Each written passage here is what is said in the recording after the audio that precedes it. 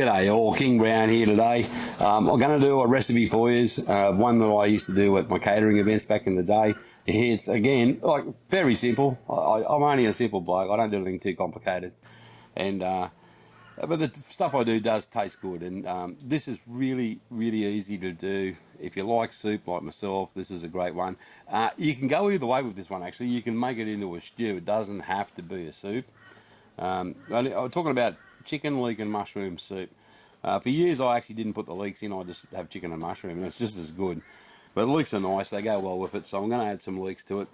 Yeah, so ingredients, we've got leeks, we've got some chicken thighs, right? You want that thigh because it's got the flavour and it's a different type of meat, different colour. You don't want white meat in your chicken soup, you just want that brown one. So use your thighs.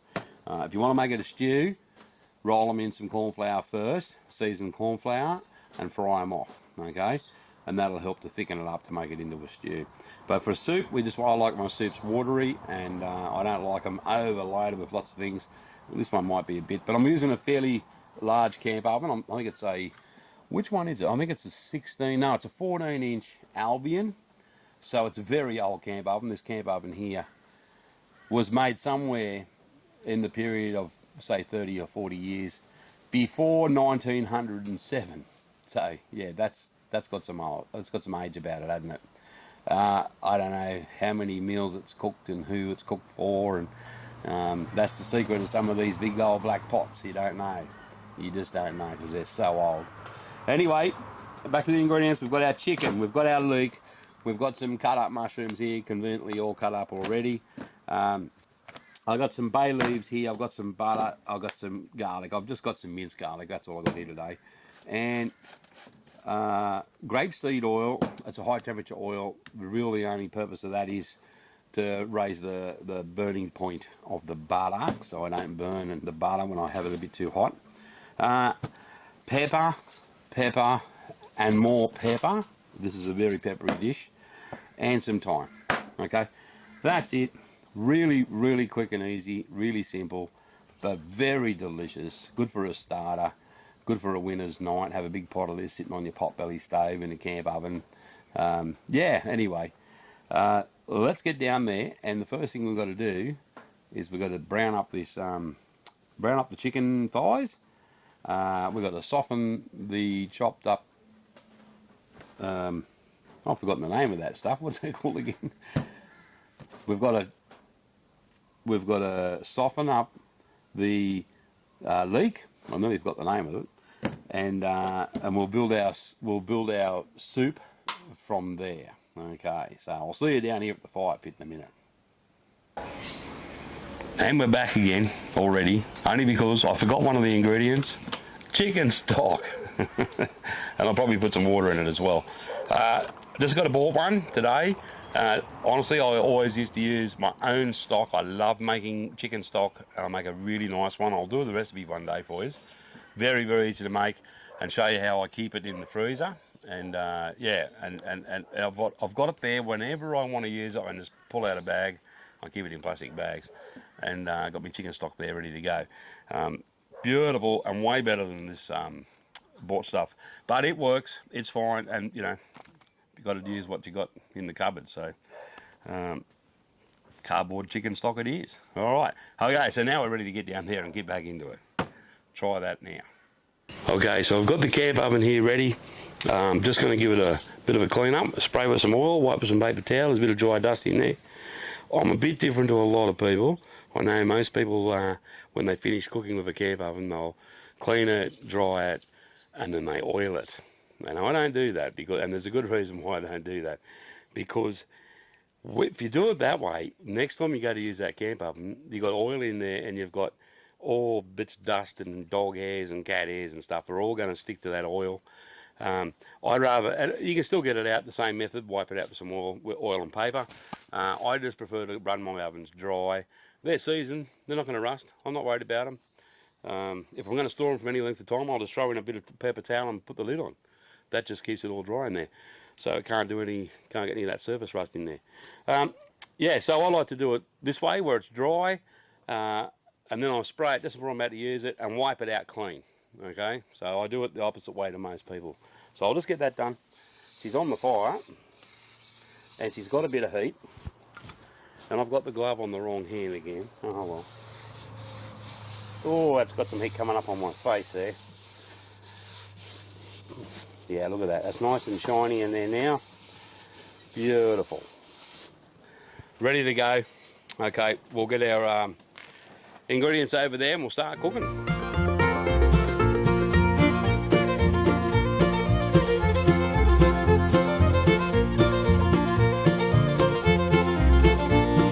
Okay, I've just tested the floor of the camp oven, put a little bit of butter in there, and it's not burning the butter, so that tells me it's not hot enough. Okay, I need it hotter than that. I actually want it to be able to burn butter if I put it in there, because I want a pretty quick browning of these chicken thighs. I don't want them to be creating too much moisture. I want them to brown up quick as I can, and then I'm going to slow it down because I want to add the leeks, and I don't want the leeks to burn. So I'm going to add some heat under it right now and try and crank the heat up a bit.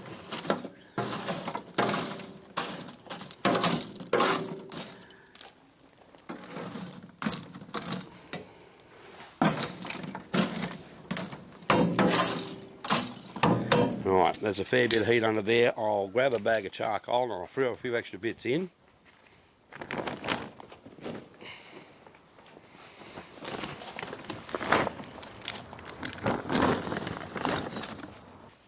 So I got some real butter, of course, that's all I use. Good knob of that. I've got my grapeseed oil here. It's a nice, healthy alternative for high temperature oil. I'll just add a little bit of that to it as well. And if I wanted to get up real quick, I'll show you a trick of how I do that. I'd really like it to be a bit hotter than what it is. So all I've got to do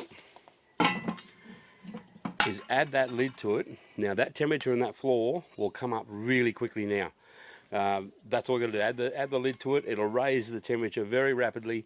So we'll give that about a minute and get it up in temperature, and I'll start peeling off some chicken thigh strips that I've got cut up over there ready to go, and we'll start browning them off. Okay. Okay, I've just thrown one piece in there and it's sizzling away quite nicely. I think it's just about hot enough. I'll keep that lid handy and keep it warm so I can always maintain the temperature of the oven. And I'll just flip these into here. Yeah, they're sizzling nicely as they go in. I only want to put a few in to start with. I don't want to flood the oven with moisture. I really would have liked this to have been hotter. It's coming up there. I could go away for 10 minutes and let those coals really build up. It'd be very hot then. But that's fine. It's about the lowest you'd want to have it. I'd actually prefer to have it a bit higher than that. But oh well, we'll put up with what we got. Okay, we've got some sizzling happening here finally. Been waiting for a few minutes for the heat to build up. And I have to admit, I had a bit of moisture build up in there, which I didn't want. But I fixed it. I just got a big handful of paper towel and just mopped it in there and took all that moisture straight out. Back to a nice floor so we can get some nice little bits of golden brown happening, hopefully. We'll flip these over and have a bit of a look. There's a bit of colour in there now. In places. Oh yeah, look at that. Nice. And that's good enough. We've got a bit of colour, that's fine. Alright, so I'm going to put them up on the side. It's running hot. I'm going to throw these leeks in here.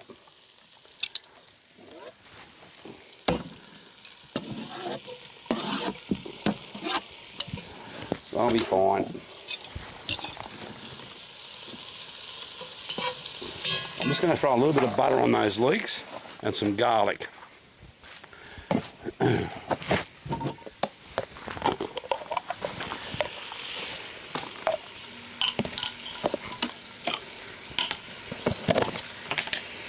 Oh, that garlic's got some smell. Nice big knob of butter. The floor's fairly warm, so they'll soften in pretty quick, and I'll just get them up on top of the chicken.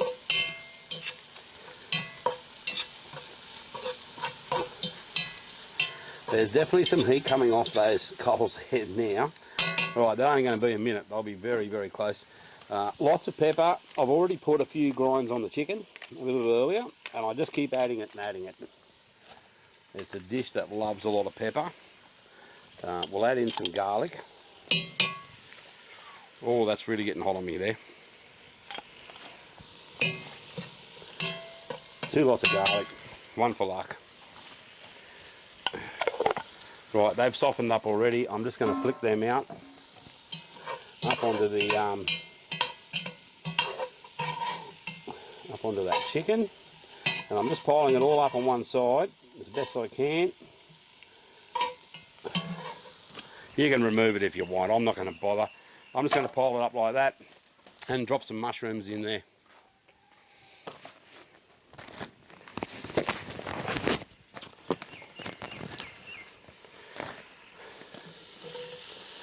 I'm not used to doing this with such small camp ovens.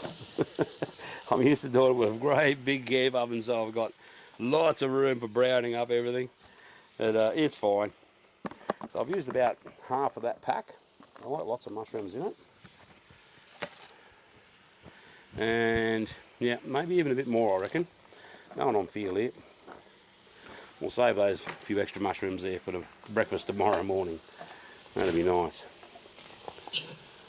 Right, still pretty hot on the floor here. Give them a bit of a toss around on the floor.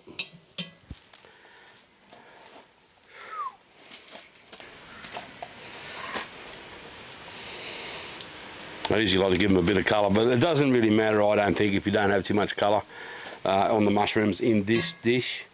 It's fine. I just want to toss them around and get any juice out of it, evaporate it out a little bit.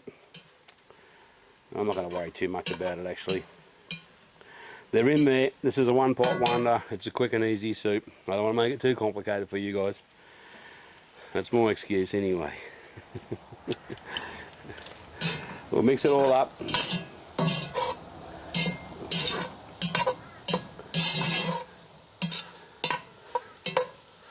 There we go. It's all mixed in. The mushrooms are going to get a little bit fried as we're working, because I'm going to add some more pepper. Lots of it. Can't emphasise enough. A lot of pepper in this dish. And what's missing? Some chicken stock. Oh, bay leaves, thyme, and chicken stock.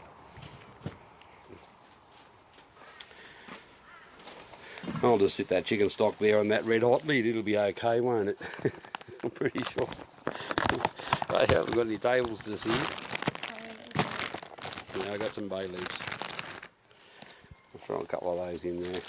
Again, you've heard me say it before probably. What do these bloody things do? No one seems to know. they bring something to the table, I just don't know what. But a little bit of flavour there, I guess. And some thyme. Mushrooms and thyme, always a good thing. Good shake of thyme. Nice. Give that another stir around. It's fried off from the bottom there a bit, I can hear it. Oh, smelling now. That's smelling delicious now. You're hungry, Martina, over there? She said you're hungry. The camera woman's hungry. Yeah, because I smell it. Sitting there smelling it coming out of the camp oven. Alright, so I'm going to add some liquid to this. And I usually, from memory, I think I usually go one of these to one of water. So, you know, I don't just do pure stock.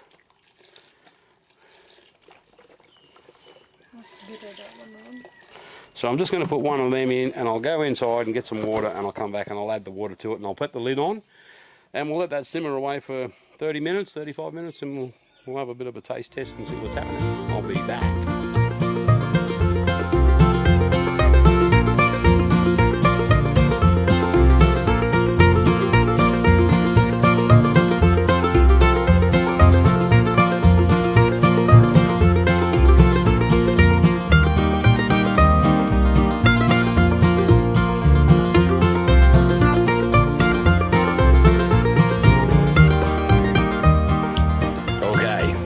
Been steaming away there for a while. and it smells absolutely delicious. So we're just gonna hop in and have a bit of a taste. And oh, the smell coming from there is just amazing. Yeah, it smells alright, Martina. Yeah. And look at that. Have a look at that. How good does that look for a soup? Just delicious. I'm just going to have a little taste of this and see what I think. Now, I did add some salt because I tasted it a little while ago and something that wasn't quite right, and I added some salt and it's absolutely beautiful. So I didn't add salt to start with because of the chicken stock being a commercial one. They're full of salt, so I was a bit skeptical on adding my own salt until I had a taste. And it did need it because I'd added 1 litre of stock and 1 litre of water, so I watered it down enough where it needed that salt, and as soon as I added that in, spot on.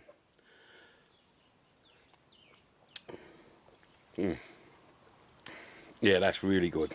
Really good. Yeah. I'll probably do a couple of shakes less on the time. I got a bit carried away at the time. Less time, and I'll probably add a little bit of parsley, but other than that, it's fantastic. No, Martina, we're not putting magic syrup in it. No. Oh, I can't stop drinking it. All right, I'm just going to put some in a bowl now and give Martina a taste, and we'll see what she thinks of it all. Oh, no, give me that one, that other bowl. Yeah, you get the big bowl. I get the little bowl, you get the big bowl.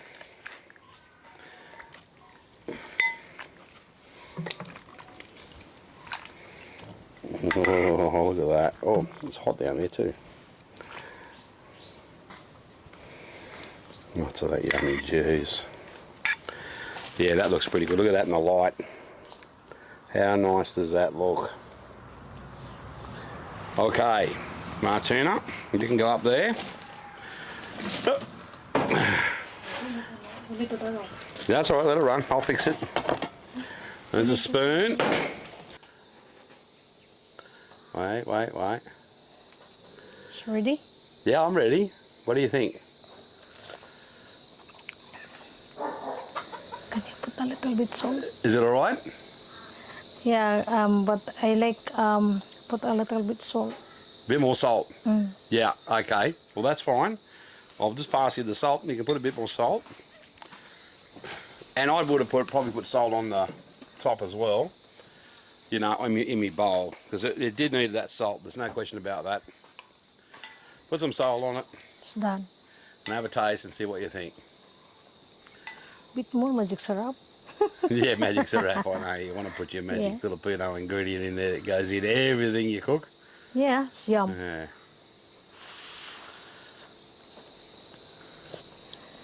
Yes, good. Is it good? Is that to your taste? Yeah. Yeah, I wasn't sure. You know, your taste and my taste, they are different. Sometimes we have a crossover where we like the same thing, and sometimes we don't we? Yeah, but I don't like all your food and you don't like all of mine. That's okay, because it's the way the world works. so But you think that's all right? it's fine. Very good. Yeah. Well, okay then. Thank you very much. Let's go and have some. Okay. King Brown out.